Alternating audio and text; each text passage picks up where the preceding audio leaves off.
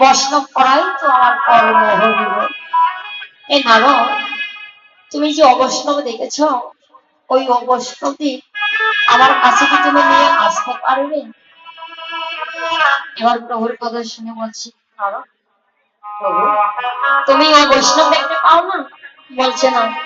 তুমি কোথায় ওই বৈষ্ণব দেখেছো? আমার কাছে তুমি নিয়ে এসো।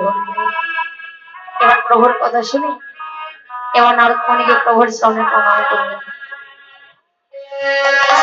যখন নারদ প্রভুর চরণে প্রণাম করলেন, প্রভু তখন নারদের মস্তকে হস্ত দিলেন।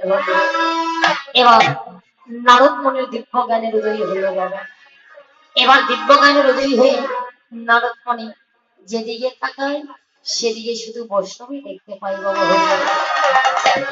ও বৈষ্ণব আর দেখতে পায় না। এমন সময় নারদ মুনি নদীর ধারে যাচ্ছিল।